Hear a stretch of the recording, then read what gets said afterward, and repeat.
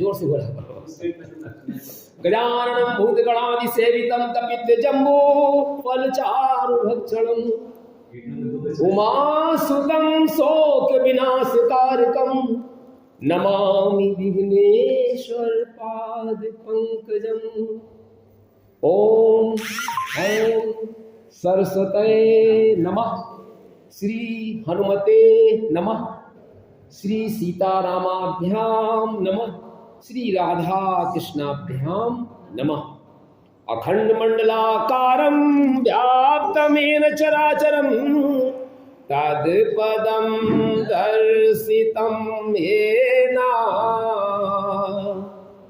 तस्मै श्री गुरुवे नमः, तस्मै श्री गुरुवे नमः। श्रीमन्नारायण नारायण नारायण भजमन नारायण नारायण ओ लक्ष्मी नारायण नारायण नारायण बद्री श्री कृष्ण गोविंद हरे मुरारी, श्री कृष्ण गोविंद हरे मुरारी, हे नाथ नारायण वासुदेवा, हे नाथ नारायण वासुदेवा। श्री राधे राधे गोविंद गोपाल राधे, सभी लोग राधे राधे गोविंद गोपाल राधे, श्री राधे राधे गोविंद गोपाल राधे, श्री राधे राधे गोविंद गोपाल राधे, हरे श्री राधे राधे गोविंद गोपाल राधे, श्री राधे राधे गोविंद गोपाल राधे। आइए, मैं निर्मल गुप्ता, गुरु के द्वारा दिया हुआ नाम भरत शरण, पीलीभीत का निवासी, गत 14 वर्षों से पूना में रहने वाला, अपने अयोध्यावासी श्री सतगुरु शरण के चरणों में वंदन करते हुए श्री भागवत कथा एकादश स्कंद में प्रवेश करते हैं। आज की कथा एकादश स्कंद की ऐसी अद्भुत है जिसको पढ़ते पढ़ते मेरे रोंगटे खड़े हो गए। मैंने तत्काल अपनी दीदी को फोन किया। अद्भुत कथा में प्रवेश करते हैं। आइए सब हृदय से आज कथा को अपने धारण करें। जिन भक्तों को अपने अंतःकरण से एक प्रकार की तड़पन पैदा हो, हृदय में हिलोरे उठे कि हमें मोक्ष पाना है, हमें भक्ति मार्ग की तरफ बढ़ना है, शाश्वत सुख उनके मन में अभिलाषा हो, संसारी सुख नहीं, शाश्वत सुख। अगर वो चाहते हैं अपने जीवन में आध्यात्मिक आनंद, तो उन लोगों के लिए ये कथा, आज का प्रसंग अमृत के समान आत्मा को आनंदित करने की दिव्य औषधि साबित होगी, इसमें कोई संदेह नहीं। भैया, विषय भोगों की कथा तो सर्वत्र चारों ओर उमड़ रही है, प्रत्येक व्यक्ति के जीवन में, परंतु ये जो राम कथा है, जो कृष्ण कथा है, भगवत कथा है, संतों की कथा है, भक्तों की कथा है, ये जब तक हमारे जीवन के पूर्ण उदय नहीं होते हैं, हमें प्राप्त होने वाले नहीं। अति हरि कृपा जाहि पर होई, पाओ दियई यही मारक सोई। स्मार्ट वर्ड सिविल का भाग्य है जो इस लाइब्रेरी रूम में वर्षों से इस कथा का निरंतर प्रवाह हो रहा है। हम बड़े बड़भागी हैं जो सब भाई बहन यहाँ बैठे हुए इस कथा को पान कर रहे हैं। ग्रंथ, संतों और भक्तों की कथाएं, देखिए बहुत ध्यान सुनिए। ये जो कथाएं मेरे भैया, मेरी प्यारी बहनों, ये क्या है? एक भक्त को, पहले तो एक श्रोता को भक्त बनाने की कला है, और फिर भक्त धीरे धीरे भगवान में परिवर्तित हो जाता है इन्हीं कथा के माध्यम से, अपने हृदय के रूपांतरण से। ये सच है, संत वाणी है। कथा सुनते सुनते पहले श्रोता भक्त बनता है और फिर वही भगवंत में परिवर्तित हो जाता है, वही परिवर्तित। परम सत्य मानो मेरे भैया, दुनिया के तमाम सुख की इच्छाएं हम सब ने, सभी भाइयों बहनों ने अनंत बार की है, और उन इच्छाओं की पूर्ति भी हो चुकी है, लेकिन कभी भी हमारी इच्छाओं का अभाव हुआ है क्या? कभी नहीं हुआ। एक इच्छा तो दूसरी इच्छा, दूसरी फिर तीसरी, तांता लगा हुआ है। न तृष्णा मिली नहीं, तृष्णा मिटी, और ना ही लोभ मिटा। इसलिए एक बार ऐसी इच्छा करो कि बाद में कोई इच्छा हमारे उत्पन्न ही ना हो, रह ही ना जाए। आहा, सच में इस इच्छा को उत्पन्न होने के बाद में आपके मन में स्वतः ऐसे विचार घूमेंगे कि हम शांत हो रहे हैं, आनंद से भर रहे हैं, शुद्ध हो रहे हैं, परमानंद, दिव्यानंद, आत्मानंद, ब्रह्मानंद की अनुभूति धीरे धीरे हमको आने लगेगी। ऐसा विचार आते ही धीरे धीरे क्रमशः जब ऐसा होना लगे भैया, तो समझो कि भगवान की राह पर हम अग्रसर हैं, चलते रहते हैं, चल रहे हैं। और इसी राह पर सच मानो चलते चलते एक सच्चे भक्त बनेंगे, और धीरे धीरे वही भक्त भगवान में परिवर्तित होगा। तुम्हारे अंतर शुद्धि होते ही ऐसे होगा क्या? तुम्हारे मन की शुद्धि हो जाएगी, निर्मल मन बन जाएगा। भगवान तुम्हें अपने समान बना लेगा अगर तुम्हारी प्रक्रिया चलती रही एक सीमा तक। तब भगवान कहते हैं, भगवान कृष्ण कहते हैं, आप हम जैसे हैं आप भी हमारे जैसे बन सकते हैं। कभी तुम अपने को दीन ही मत समझना भैया, कभी ऐसा भी मत सोचना कि हमारे अंदर भगवान बनने की क्षमता ही नहीं है। जागने की आवश्यकता है केवल, और वो इन्हीं भावनाओं के आते ही हमारे सत्संग के माध्यम से, कथा श्रवण के माध्यम से, लीलामृत के माध्यम से, संतों भक्तों की कथाएं सुनकर, सत्संग में आकर स्वाध्याय कर नाम जप करके आदि आदि से हम उस मार्ग की ओर निरंतर बढ़ते जाएंगे और बढ़ते जाएंगे। और ये तभी संभव है जब ये हमारी सुनी हुई बातों को परिवर्तन हो और हमें ऐसा महसूस हो कि हम जो रास्ता सुन रहे हैं, जो रास्ता हम बोल रहे हैं, इनका अनुगमन भी कर रहे हैं, इन पर चल भी रहे हैं, तब ही ये परिवर्तन संभव है, अन्यथा नहीं। आइए प्रवेश करते हैं। ये तो हमने एक संत की भूमिका, भगवान की भूमिका बनाते हुए इसको प्रसन्न करने का प्रयास किया है। उद्धव उवाच, अथ चतुर्दशोऽध्याय। उद्धव जी ने पूछा, वदन्ति कृष्ण श्रेयांसि बहुनि ब्रह्मवादिनः तेषां विकल्प प्राधान्य मुताहो एक मुख्यता। कल के प्रसंग में हंस का अवतार था। हंस में उन्होंने पूछा था सनकादि मुनियों ने ब्रह्मा जी से कि हम कौन हैं। तब उन्होंने कहा कि इस उत्तर को देने में हम सक्षम नहीं बन रहे हैं कि हम कौन हैं। ये बड़ी ऊंची बात है भैया, हम कौन हैं या मैं कौन हूं।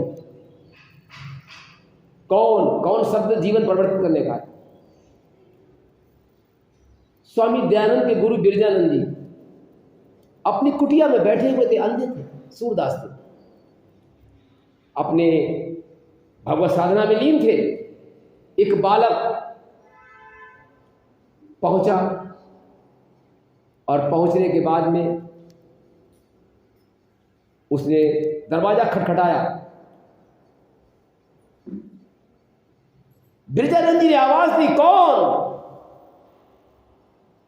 तब वो बालक बोला, जो किशोरावस्था का भी नहीं था, छोटा था, कहा, प्रभु यही पूछने आपसे आया हूं कि मैं कौन हूं।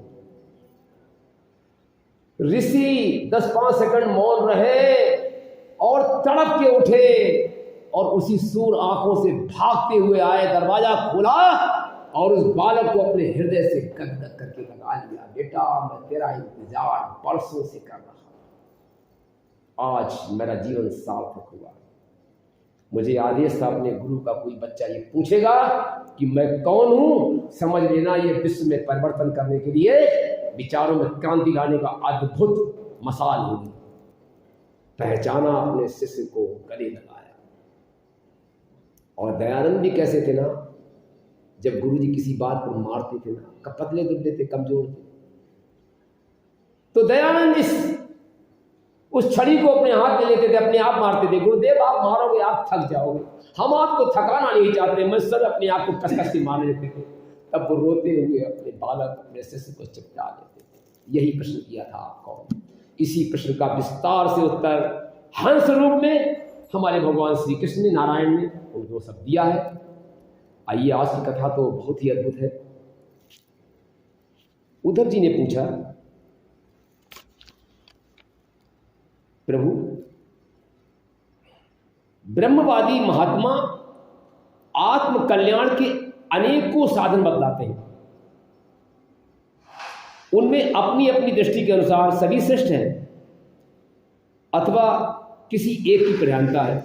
मेरे स्वामी, आपने तो अभी अभी भक्ति योग को ही निरपेक्ष एवं स्वतंत्र साधन बतलाया है, क्योंकि इसी से सब ओर से आसक्ति छोड़कर मन आप ही में तन्मय हो जाता है।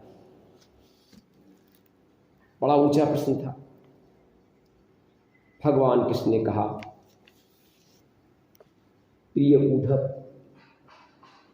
जो सब ओर से निरपेक्ष बेपरवाह हो गया है, किसी भी कर्म या फल आदि की आवश्यकता नहीं रखता है और अपने अंतःकरण को सब प्रकार से मुझे ही समर्पित कर चुका है। ये मैंने अभी जो सुनाया था, केवल इसी के ऊपर सुनाया था, पहली लाइन के ऊपर। परमानंद स्वरूप मैं, भगवान कृष्ण कह रहे हैं, परमानंद स्वरूप मैं उसकी आत्मा के रूप में स्फुरित होने लगता हूं। इससे वह जिस सुख का अनुभव करता है वह विषय लोलुप प्राणियों को किसी प्रकार नहीं मिल सकता है। इस मार्ग को विषय लोलुप वाले व्यक्ति जो इंद्रियों के अधीन है कभी नहीं पा सकते, उससे दूर रहते। जो भागवत भक्त होता है, जो निश्चल होता है, जो सहज होता है, सरल होता है, वही इस पथ का अनुगामी होता है, चलने वाला है। ऐसा भगवान कृष्ण कहते हैं। और कहते हैं, जो सब प्रकार के संग्रह परिग्रह से रहित है, अकिंचन है, जो अपनी इंद्रियों पर विजय प्राप्त करके शांत और समदर्शी हो गया। बिना इंद्रियों पर विजय पाए समदर्शी नहीं हो सकते, अंतर्मन पर विजय प्राप्त नहीं की जा सकती। अनुभव की बात है। जो मेरी प्राप्ति से ही मेरे सानिध्य का अनुभव करके सदा सर्वदा पूर्ण संतोष का अनुभव करता है, मेरे में विश्वास करके हमारे ऊपर पूरा पूरा समर्पित रहता है, उसके लिए आकाश का एक एक कोना आनंद से भरा हुआ होता है। मुस्कुराता वही है, आनंदित वही होता है जो परमानंद की अनुभूति करता है। परम सत्य है। और क्या लिखा है,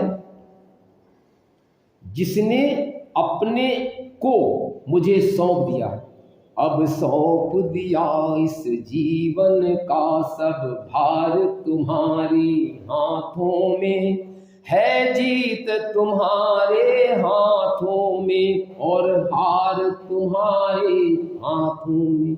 जो अपना जीवन परमात्मा को समर्पित कर देता है वो मुझे छोड़कर ब्रह्म पद भी नहीं चाहता है, मोक्ष भी नहीं चाहता है, न देवराज इंद्र का पद चाहता है, न सार्वभौम सम्राट बनने की इच्छा होती है उसके मन में, न वो स्वर्ग से भी श्रेष्ठ रसातल का स्वामी बनना चाहता है हमारे बलि की तरह, कुछ नहीं चाहता है। ऐश्वर्य विहीन, वह योग की बड़ी बड़ी सिद्धियां और मोक्ष की अभिलाषा नहीं करता, कुछ नहीं चाहता। हमने सुनाया था बालसेन यहूदी धर्माचारी, वो महिला 36 वर्षों तक अपने गुरुदेव के साथ रही। बाद में एक दिन बोली कि गुरुदेव साधना करते करते इतना समय हो गया है, मैं तो अभी अज्ञानी हूँ, मैं तो अभी सरल हूँ, सहज हूँ। गुरुदेव ने मुस्कुराते हुए उससे कहा, बेटी लगता है साधना तुम प्राप्त कर चुकी, साधक हो गई। जो अपने आप को सरल माने, जो अपने आप को सबसे ज्यादा सहज माने, जो निरहंकार हो, जिसके लिए अपने अंदर कुछ मालूम नहीं पड़े हम ज्ञानी हैं कुछ है, वास्तव में वही व्यक्ति साधना को प्राप्त कर चुका होता है। भगवान कृष्ण यही कहते हैं, किसी प्रकार की कोई अभिलाषा नहीं, सहजता है, सरलता है, आनंद है, उसके जीवन में आनंद अपने आप वर्षा करता है। उद्धव, भगवान कृष्ण कहते हैं, हे उद्धव, मुझे तुम्हारे जैसे प्रेमी भक्त जितने प्रियतम हैं उतने प्रिय, आ जाओ भैया जरा, जितने हमारे लिए आप आहा, उतने तो मेरे पुत्र ब्रह्मा जी, कितनी प्यारी बात कही है। जितने उद्धव, भगवान कृष्ण कहते हैं, तुम प्रिय हो, उतना मुझे न तो ब्रह्मा प्रिय है, न शंकर प्रिय हैं, न सगे भाई बलराम जी प्रिय हैं, अरे स्वयं अर्धांगिनी जो लक्ष्मी है ना, आहा, और मेरी अपनी आत्मा,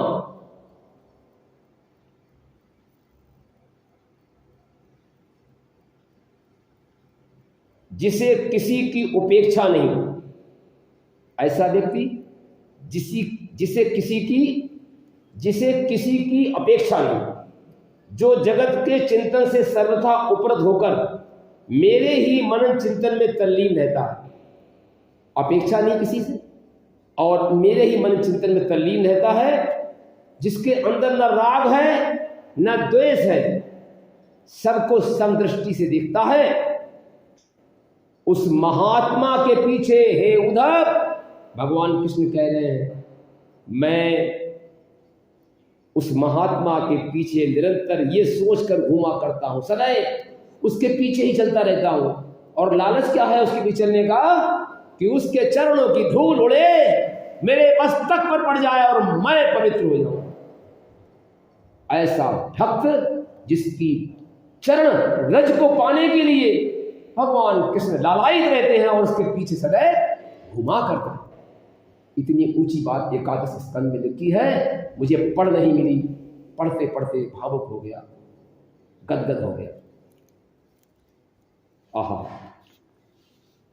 जो सब प्रकार के संग्रह परिग्रह से रहित है, यहां तक कि शरीर आदि में भी अहंता ममता नहीं रखते हैं, जिनका चित्त मेरे ही प्रेम के रंग में रंगा गया है। कैसे रंगा है मन? श्याम प्यारे बिना मेरा जी ना लगे, श्याम जोर से,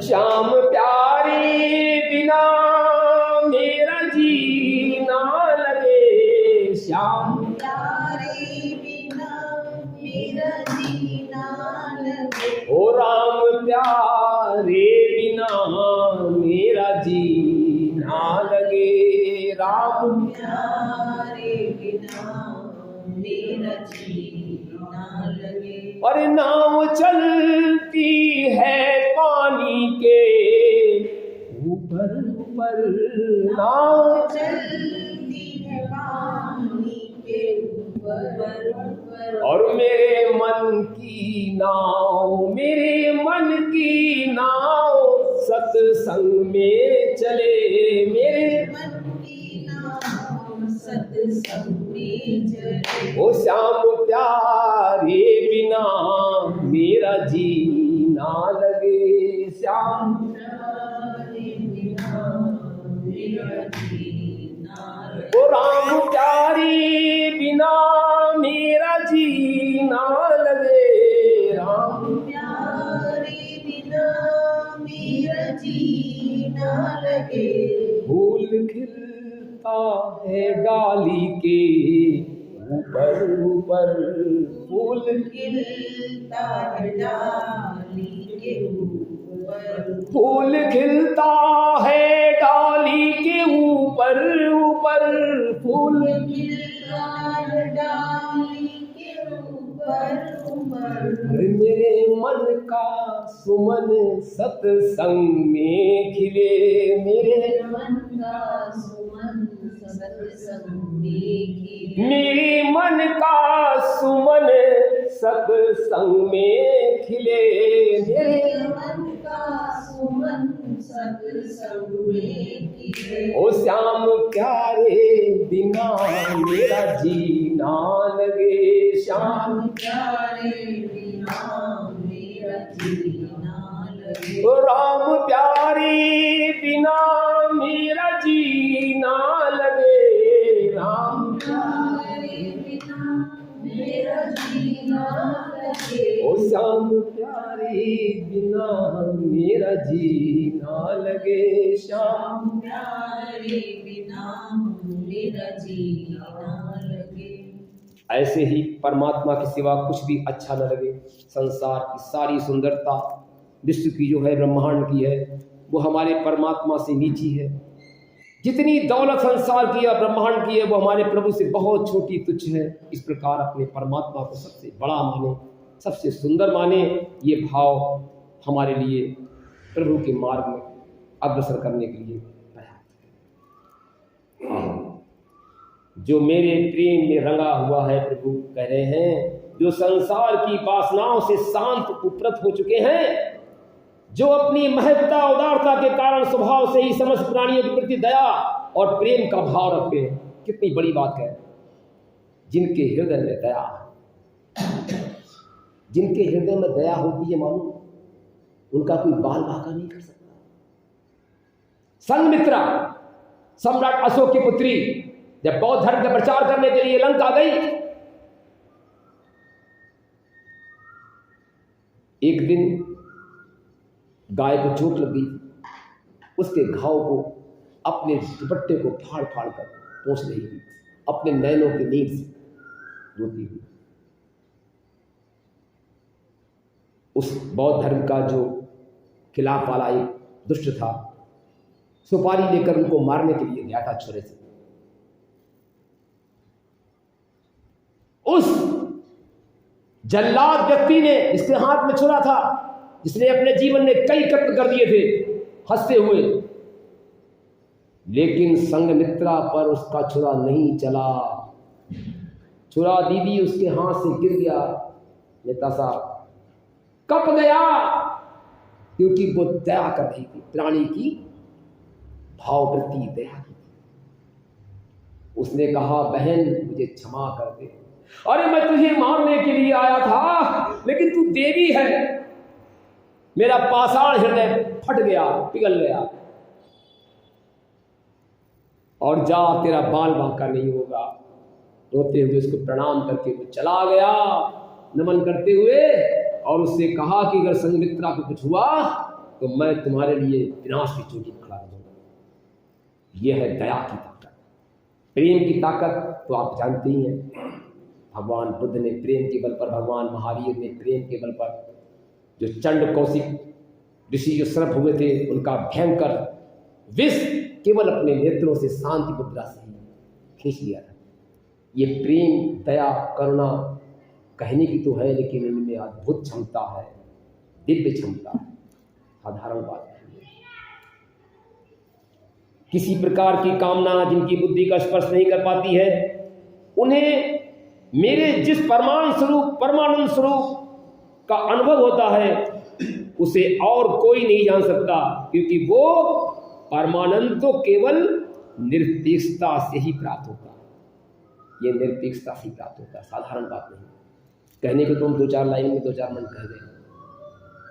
उद्धव जी, मेरा जो भक्त अभी जितेंद्रिय नहीं हो सका है, जिन्होंने अपने इंद्रियों को जीत नहीं पाया है और संसार के विषय बार बार उसे बाधा पहुंचाते रहते हैं, अपनी ओर खींच लिया करते हैं,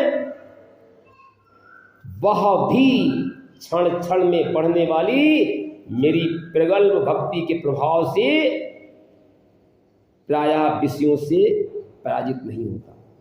अगर मेरी लौ लगी हुई है तो समन करते करते धीरे धीरे जो तुम्हारी कुटेव, तुम्हारी जो वासनाएं हैं समन होंगी और तुम परमात्मा के मार्ग के अनुगामी बन सकते हो। संभव है, कठिन जरूर है। हे उद्धव, जैसे धधकती हुई आग लकड़ियों के बड़े ढेर को भी जलाकर खाक कर देती है, वैसे ही मेरी भक्ति भी समस्त पाप राशि को पूर्णतया जला डालने में समर्थ है। हे उद्धव, योग साधना, ज्ञान विज्ञान, धर्मानुष्ठान, जप पाठ, तप त्याग मुझे प्राप्त कराने में उतने समर्थ नहीं है। ये तमाम साधन मुझे प्राप्त कराने में समर्थ नहीं, जिनका नाम मैंने लिया है। जितनी दिनों दिन बढ़ने वाली अनन्य प्रेमयी मेरी भक्ति, कातर मन से किसी प्रभु के विग्रह को देख के मन में अगर तुम्हारे आनंद की हिलोरें उठ रही हैं, किसी के साथ तुमने कोई उपकार कर दिया है, किसी का कोई आंसू पहुंच दिया है, सेवा द्वारा, परोपकार द्वारा, सचमुच मानो भगवान इन्हीं बातों से जुड़ी हो जाते हैं और प्रसन्न हो जाते हैं। इन भक्ति से सबसे ऊपर स्थिति है कि परमात्मा का चिंतन, परमात्मा का नाम जप, परमात्मा का लीला अमृत कथा का पान, सत्संग, इसके द्वारा हम परमात्मा की मार्ग को प्राप्त कर सकते हैं। मैं संतों की प्रीतम आत्मा हूं। मैं संतों के, भक्तों के, सज्जनों के हृदय में वास करता हूं। निर्मल मन जन सो मोहि पावा, मोहि कपट छल छिद्र न भावा। निर्मल मन जन, मैं अनन्य श्रद्धा और अनन्य भक्ति से ही पकड़ में आता हूं। अगर श्रद्धा नहीं है, तुम्हारे अंदर भक्ति का भाव नहीं है, तो आप यहां अंदर ही कथा स्थान में नहीं प्रवेश करते। हनुमान जी गदा लिए खड़े हुए, भागो, कोई ना कोई बहाना बना के भाग जाओ। अरे यहां आने वाले वो व्यक्ति हैं जो परमात्मा के अनुगामी है, यहां आने वाले वो व्यक्ति सत्संग प्रिय है, यहां आने वाले वो व्यक्ति वो हैं जिन्होंने कोटि कोटि यज्ञ किए। संत मिलन को जाइए, कथा श्रवण को जाइए, तजी ममता अभिमान, ज्यों ज्यों पग आगे बढ़े, कोटि यज्ञ समान। एक एक कदम कोटि यज्ञ उतरा होता है। आप तो सी से कोई आया, कोई बी से आया, कोई ए से आया, फिर से आपने तो अरबों ने किए। अद्भुत है, भगवान की कृपा पात्र है आप। मुझे प्राप्त करने का यही उपाय है कि मेरी याद आए। कोई ना भी आ पाए कोई चिंता नहीं, लेकिन कथा की स्मृति आ गई, हाँ वहाँ कथा हो रही है, निर्मल भैया कथा कर रहे हैं, सब लोग सुन रहे होंगे, तो आपका पुण्य प्राप्त हो जाएगा, आप भगवान खुश हो जाएंगे। इतनी नहीं, मुझे प्राप्त करने का एक ही उपाय है, मेरी अनन्य भक्ति। उन लोगों को भी पवित्र, जाति दोष से मुक्त कर देती है जो जन्म से भी चांडाल है। चांडाल व्यक्ति को भी ये सब कुछ प्राप्त होने को सहजता से समर्थ है करने। इसके विपरीत जो मेरी भक्ति से वंचित हैं, जिन्होंने मेरी भक्ति प्राप्त नहीं है, जो कथा श्रवण मात्र में, नाम जप में, भगवान में आदि विश्वास नहीं करते हैं, उनके चित्त को सत्य और दया से युक्त, धर्म और तपस्या से युक्त, विद्या भी भली भांति पवित्र करने में असमर्थ है। कोई भी चीजें उन्हें पवित्र करने में सार्थक नहीं हो सकती है। आहा, देखिए पहचान है, बड़ी ऊंची बात संत की वाणी है। जब तक सारा शरीर पुलकित नहीं होता, ये भक्त की पहचान है, ये सज्जनों की पहचान है, जो रसिक अनन्य भक्त हैं। क्या है? सारा शरीर पुलकित होना, हाँ, चित्त पिघल कर गदगद होना, गदगद होना आनंद से, हाँ, आनंद के अश्रुपात आंखों से छलकने लगते हैं जब भाव कहते कहते, भाव सुनते सुनते। हमने तो सुनी है रामचंद्र डोंगरी जी परम पूज्य महाराज जी की, भैया वो तो खुद रोते ही रहते थे कथा करते करते, लेकिन मैंने जब पीछे घूम कर देखा सैकड़ों लोगों के ऊपर, सभी लोग रो रहे थे, ऐसा कोई व्यक्ति नहीं था जिसकी आंखों में आंसू न आए। नैमिष में कथा सुनी थी मैंने बहुत साल पहले, गदगद हो गया था कंठ। यही हाल था, जो हाल इसमें लिखा हुआ है यही सब व्यतीत हो चुका है सब भक्तों पर। अद्भुत है, अद्भुत। अंतरंग और बहिरंग भक्ति की बाढ़ में चित्त डूबने उतारने नहीं लगता है जब तक, तब तक इसके शुद्ध होने का कोई संभावना नहीं। जब नयनों से नीर गिरना, हृदय पुलकित होना, मन आनंद से गदगदाना, ये भगवान की ओर बढ़ने का संकेत है। जिनकी वाणी प्रेम से गदगद हो रही है, चित्त पिघलकर एक ओर बहता रहता है, एक क्षण के लिए भी रोने का ताता नहीं टूटता है। रोते ही रहते थे महाराज जी, परंतु जो कभी कभी खिलखिलाकर हंसने भी लगता है, हाँ वो कभी कभी हंसने लगते थे। कोई कन्हैया प्रसंग आ जाता था तो रोते रोते हंसते रहते थे। ये पहचान है अद्भुत भक्त की। कहीं लाज छोड़कर ऊंचे स्वर से गाने लगता है और नाचने लगता है। एक बार मैं नृत्य कर रहा था, कभी नहीं किया। एक टाट बाबा थे वृंदावन के नैमिष में, रात्रि का चल रहा था सत्संग, तो उन्होंने राधे वल्लभ गोपाला गाया। मैं सच कह रहे, राधे वल्लभ गोपाला। और इसकी तान में वो इतने तन्मय हो गए थे, केवल टाट पहने हुए थे उस दिसंबर की पहली आखिरी रात में। हमने देखा, मैं उत्तर कोने में था, दक्षिण में आ गया, दक्षिण वाले उत्तर में आ गए, नृत्य करते करते सब भाई बहन, सब बेटियां, सब कुछ एक दृश्य ही बदल गया।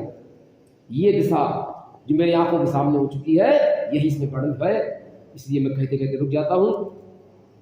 प्रिय उद्धव, मेरा वह भक्त न केवल अपने को बल्कि संसार को भी पवित्र कर देता है। ऐसा भक्त जो होता है जिसके नैनों से नीर बहता है, जिसका हृदय गदगद होता है, मुक्त कंठ से भगवान की अर्चना, पूजा, वंदना, कथा श्रवण व्यक्तित्व करता है। ऐसा व्यक्ति जो है वो एक को नहीं संसार को पवित्र करने की ताकत रखता है। भगवान कृष्ण उद्धव से कह रहे हैं, एकादश स्कंद अमृत है। आहा, जैसे आग में तपाने पर सोना मैल छोड़ देता है, निखर जाता है और अपनी असली शुद्ध रूप में स्थित हो जाता है, वैसे ही मेरे भक्ति योग के द्वारा आत्मा कर्म वासनाओं से मुक्त होकर मुझको ही प्राप्त हो जाता, क्योंकि मैं ही उसका वास्तविक स्वरूप हूं। आपके अंदर परमात्मा है, ना होता तो आप कैसे बैठे होते, कैसे देख रहे होते, कैसे सुनते। परमात्मा का अस्तित्व प्रत्येक प्राणी में होता है। अंतर के पट खोल देख ले, ईश्वर पास मिलेगा। हर प्राणी में ही परमेश्वर का आभास मिलेगा। इसकी अनुभूति इसको हो जाती है, वो किसी से गुस्सा नहीं होता, सबसे प्रेम करता है, क्योंकि वही तो है। हाँ, एक नाथ जी ने गधे में देखा था भगवान शिव थे, और वास्तव में भगवान शिव थे, अपना जल पिला दिया, हजारों किलोमीटर लाया हुआ। ये समदर्शिता, ये प्रभु दर्शन की कला जिसको आ गई, उसको जीवन जीने का आनंद आ गया। आप लोग आशीर्वाद दें, इस पथ को करते करते मैं अगला जन्म लूं और सात्विक बनो, जन्म लेते लेते लेते संतत्व को प्राप्त हो। ऐसा मेरा प्रार्थना है आप लोगों से, मेरे बारे में सोचें आप। हे उद्धव जी, मेरी परम पावन लीला कथा के श्रवण कीर्तन से ज्यों ज्यों चित्त का मैल धुलता जाता है, त्यों त्यों उसे सूक्ष्म वस्तु के वास्तविक तत्व के दर्शन स्वतः अपने आप होने लगते हैं। परम सत्य, जैसे अंजन के द्वारा नेत्रों का दोष मिटने पर उसमें सूक्ष्म वस्तुओं को देखने की शक्ति आ जाती है, ठीक ऐसे ही हमारा मन पवित्र होकर हमारे अंदर आत्म दर्शन करने की अद्भुत क्षमता स्वतः मिल जाती है। जो पुरुष निरंतर विषय चिंतन किया करते हैं उसका चित्त विषयों में फंस जाता है, और जो मेरा स्मरण करता है उसका चित्त मुझ में तल्लीन हो जाता है। इसलिए तुम दूसरे साधनों और फलों का चिंतन छोड़ दो भैया, मेरे अतिरिक्त और कुछ है ही नहीं। भगवान कृष्ण कहते हैं उद्धव से, जो कुछ जान पड़ता है वो ठीक वैसा ही है जैसे स्वप्न और मनोरथ का राज्य। इसलिए मेरे चिंतन से तुम अपना चित्त शुद्ध कर लो, हमारा ध्यान करते करते अपना अंतःकरण पावन बना लो और उसे पूरी तरह से एकाग्रता से मुझ में ही लगा दो। संयमी पुरुष स्त्रियों और उसके प्रेमियों का संग, देखो कितनी बढ़िया बात लिखी है। अच्छे लोगों का साथ अमृत है, दुष्ट लोगों का साथ विष है। अच्छे स्वाध्याय का पाठ अमृत है, बुरे स्वाध्याय का पाठ विष है। विष को छोड़ो, अमृत को ग्रहण करो। क्या करो? पवित्र एकांत स्थान में बैठकर बड़ी सावधानी से मेरा चिंतन करो। एकांत में बैठकर हमारे ध्यान को आप अपने में दृढ़ करें, ऐसा भगवान कृष्ण उद्धव से कह रहे हैं। प्यारे उद्धव, स्त्रियों के संग से, स्त्री संगियों के लपटों के संग से पुरुष को जैसे क्लेश और बंधन में पड़ना पड़ता है, वैसा क्लेश और फसावट और किसी के भी संग से नहीं होता। इनसे बचो, जो खराब लोग हैं उनसे बचो। अब उद्धव जी अगला प्रश्न कर रहे हैं, कितना प्यारा प्रसंग है। हमने कहा ना दीदी, मैं पढ़ रहा था, पढ़ते पढ़ते भावुक, मुझे पढ़ ही नहीं मिला आज। राम प्यार ओ राम के चरणों में तेरा जब मन होगा, श्री राम के चरणों में तेरा जब मन होगा, श्री कृष्ण के चरणों में तेरा जब मन होगा, प्रभु कृष्ण के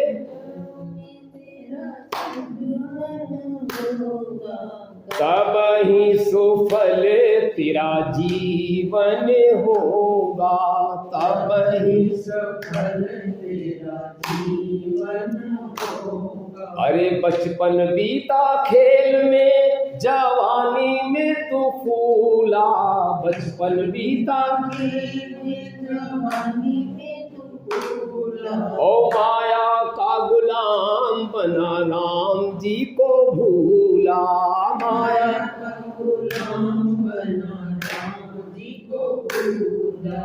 आएगा बुढ़ापा, आएगा बुढ़ापा नहीं सुमिरन होगा, आएगा बुढ़ापा नहीं सुमिरन होगा, कैसे सुफल तेरा जीवन होगा, कैसे सुफल तेरा जीवन होगा। प्रभु राम के चरणों में तेरा जब मन होगा, प्रभु राम के चरणों में तेरा जब मन होगा, तब ही सुफल तेरा जीवन होगा, तब ही सुफल तेरा जीवन होगा। और तेरे इस तन का ना कोई है ठिकाना, इस तेरे ठिकाना कोई है ठिकाना, आज नहीं तो कल सबको है जाना, आज नहीं तो कल सबको है जाना। और यहाँ तन चिता का जलावन होगा, यहाँ तन सीता का जलावन होगा, कैसे सुफल तेरा जीवन होगा, कैसे सुफल तेरा जीवन होगा। करना क्या है भाई जी? प्रेम से पुकार के प्रेम से पुकार के प्रभु को अपना ले, प्रेम से पुकारिए प्रभु को अपना ले। ओ राम जी का रूप अपने हृदय में बसा ले, राम जी का रूप अपने हृदय में बसा ले। ओ श्याम जी का रूप अपने हृदय में बसा ले, श्याम जी का रूप अपने हृदय में बसा ले। तो लगन बिना, लगन बिना नहीं दर्शन होगा, लगन बिना नहीं दर्शन होगा। कैसे सुफल तेरा जीवन होगा, कैसे सुफल तेरा जीवन होगा। ओ प्रभु राम के चरणों में तेरा जब मन होगा, प्रभु राम के चरणों में तेरा जब मन होगा। अब ही सुफल तेरा जीवन होगा, तब ही सुफल तेरा जीवन। भगवान श्री राघवेंद्र सरकार श्री कृष्ण के चरणों में वंदन करते हुए आइए कथा प्रारंभ करते हैं। उद्धव जी ने पूछा, हे कमल नयन श्याम सुंदर, आप कृपा करके ये बतलाइए, क्या पूछ रहे हैं? आप कृपा करके ये बतलाइए कि मुमुक्ष पुरुष आपका किस रूप से और किस प्रकार से और किस भाव से ध्यान करें। ये बात सुनने के लिए बहुत ताकत चाहिए। मोक्ष माने जो मोक्ष पाने की इच्छा रखते हैं। जिन व्यक्तियों को मोक्ष पाना है या इससे भी ऊंचा है कुछ ना पाना है, केवल परमात्मा को पाना है, ऐसे व्यक्ति करें क्या? ये प्रश्न उद्धव जी कर रहे हैं हम सबके हित में। इसके ज्ञान के द्वारा हम लोग संदेश का ग्रहण कर रहे हैं, नमन करते हैं। ऐसे हम उद्धव जी को और प्रभु को अपने, जिनके माध्यम से हमें इस कथा का सुनाने का सौभाग्य प्राप्त हो रहा है और आप सबको सुनने का। क्या पूछा है कि मुमुक्ष लोग इसको प्रभु की आराधना कैसे करें, इसका भी नियम होता है बहन। आइए, आज की कथा तो ऐसी है कि कम से कम 5 घंटे का है। प्रिय उद्धव, भगवान कृष्ण कहते हैं जो आसन वाल बताया है, कैसे आसन पर बैठना है, जो ना तो बहुत ऊंचा हो और ना बहुत नीचा हो, ऐसे आसन पर शरीर को सीधा रखकर, हमारा मेरुदंड सीधा, वही प्राणायाम करिए, आराम से बैठ जाए। ऐसे भी नहीं बैठना, ऐसे भी नहीं बैठना, समस्थिति जिसमें सुखप्रद हमें मालूम पड़े, ऐसा बैठना है। भगवान कृष्ण कह रहे हैं भैया मैं नहीं कह रहा हूँ, ध्यान सुनो। हम तो वहां कहते योगा में अपने कि ऐसे करो ऐसे करो, यहां तो भगवान कृष्ण कह रहे हैं। और हाथों को अपनी गोद में रख लो। ये बैठने की पद्धति भगवान को जाप करने की या प्रभु को आराधना करने की।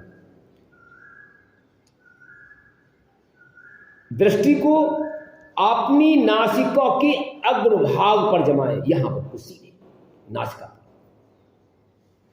इसके बाद पूरक, कुंभक, रेचक तथा रेचक, कुंभक और पूरक। रेचक के मतलब श्वास को छोड़ना, पूरक के मतलब लेना और रोकने का मतलब कुंभक। इन क्रियाओं के द्वारा इससे होता क्या है, हम जो कराते सुबह सुबह है, इनका प्रभाव देखो हम आज मालूम पड़ा जाएगा।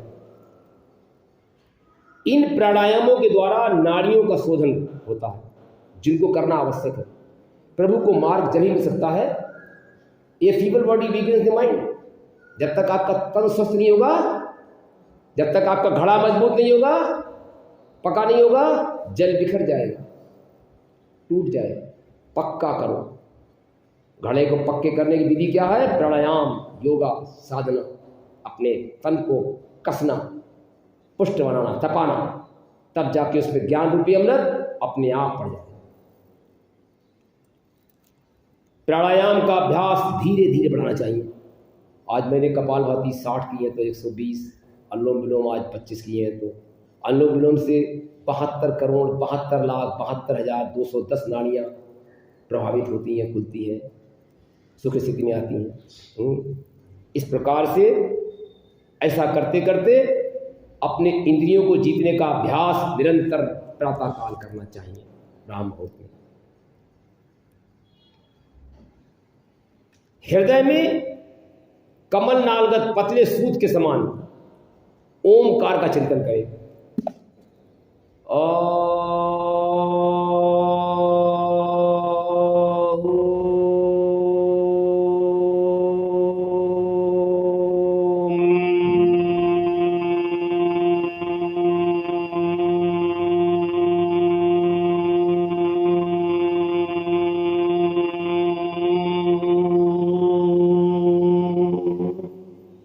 ये क्रम बताया है।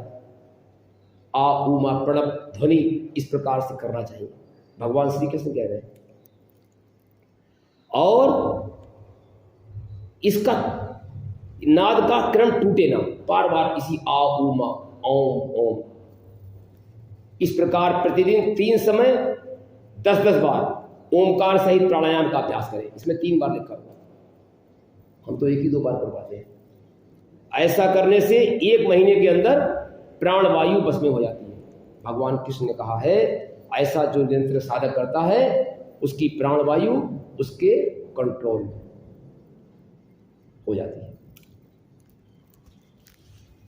इसके बाद क्या करें? ऐसा चिंतन करें। देखिए बहुत ऊंची बातें कह रहे हैं भैया। हृदय, देखिए सोच हमारी जो है ना वही तो हमारे जीवन को रूपांतरित करती है। ये भावना करें कि हमारा हृदय दीदी एक कमल है, बड़ी बड़ी हमारा हृदय क्या है? कमल। हाँ, वह शरीर के भीतर इस प्रकार स्थिति है मानो उसकी डंडी तो ऊपर की ओर है और मुंह नीचे की ओर है। अब ध्यान करना चाहिए कि उसका मुख ऊपर की ओर होकर खिल गया है, ऐसे करके खिल गया। उसमें 8 दल पंखुड़ियां होती ना कमल की, वो फैल गई और उनके बीचों बीच पीली पीली अत्यंत सुकुमार जो कर्णिका है, गद्दी वो है। कर्णिका पर कंसा सूर्य, चंद्रमा और अग्नि का न्यास करना चाहिए। तदनंतर अग्नि के अंदर मेरे इस रूप का स्मरण करना चाहिए, मेरे इस रूप की भावना करके उसका स्मरण करना चाहिए। मेरा ये स्वरूप ध्यान के लिए बड़ा ही मंगल है। आज भगवान की आराधना कैसे करनी चाहिए इसका एक छोटा सा रूप उन्होंने बताया भगवान कृष्ण ने। अग्नि विस्तार से बहुत बड़ा है। आज हम कथा को यहीं विराम करते हैं क्योंकि समय हम किसी का नहीं लेंगे। आइए भगवान के इसी रूप का जिसमें बताया है कमल के फूल के खिले हुए ऊपर जो है इस प्रकार की स्थिति में हम भी सोते वक्त अपने परमात्मा का चिंतन करें। हम भी सोते वक्त, अरे खोल लो ये कोई आया, आ जाओ आप, आइए जय सीताराम, आ जाओ मेरे प्यारे सखा अरुण काणे जी, हमारे दोस्त आए हैं, कोई बात नहीं, कथा में आया। इस प्रकार से आज हम सभी से ये प्रार्थना करेंगे अपने भाइयों बहनों से, इतने लोग आप आए सबका आभार। और प्रभु के रूप का ही ध्यान करते जो सोना है ये हमारी दक्षिणा है आज की। इसको नहीं दीदी, हम कथा को धीरे धीरे पढ़ेंगे, जल्दबाजी। श्रीमन नारायण नारायण नारायण भजमन नारायण नारायण हरे लक्ष्मी नारायण नारायण नारायण लक्ष्मी ओ बद्री नारायण नारायण नारायण बद्री। श्री कृष्ण गोविंद हरे मुरारे, श्री कृष्ण श्री कृष्ण गोविंद हरे मुरारे, श्री कृष्ण गोविंद हरे मुरारे। हे नाथ नारायण बा वासुदेवा हे नाथ, हे नाथ नारायण वासुदेवा, हे नाथ गोविंद मेरो है, गोपाल मेरो है,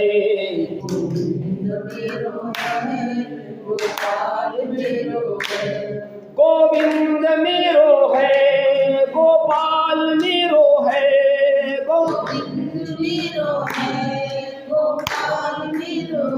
ओ श्री बांके बिहारी नंदलाल मेरो है, श्री बांके गोविंद मेरो है, गोपाल मेरो है, गोविंद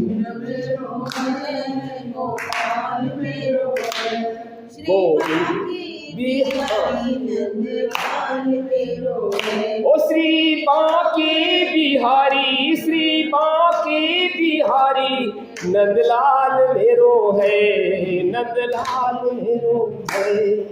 बोल भगवान श्री कृष्णचंद्र की आनंद की पद्धति से इसका विश्राम हुआ। आइए हमारे बांके बिहारी की आरती में सब लोग खड़े हो जाएं, सारी भाई बहन। बोल बांके बिहारी लाल की। ये अद्भुत छटा जिस दिन हमारे हृदय के कोने में निवेश कर जाएगी, हमारे जीवन का पर्चे बांट दो भैया, पर्चे भैया बांट दो, पर्चे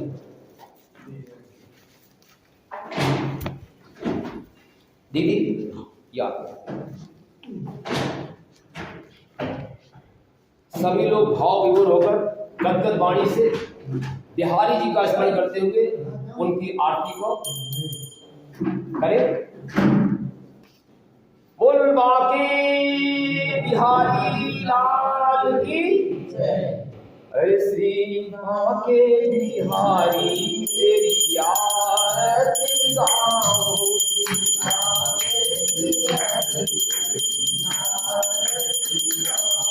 आरती गाऊं प्यारी तुम पर जाऊं,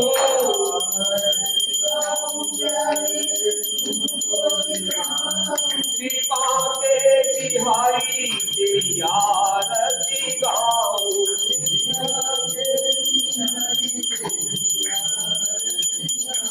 मोरे मुकुट तेरे शीश पे सोहे,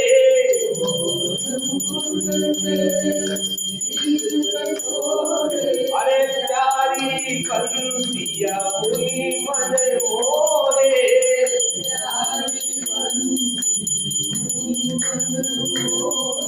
देख छवि बलिहारी जाऊं,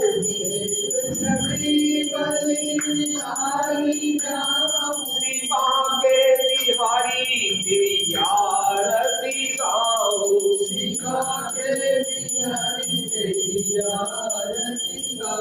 चरणों से निकली गंगा प्यारी,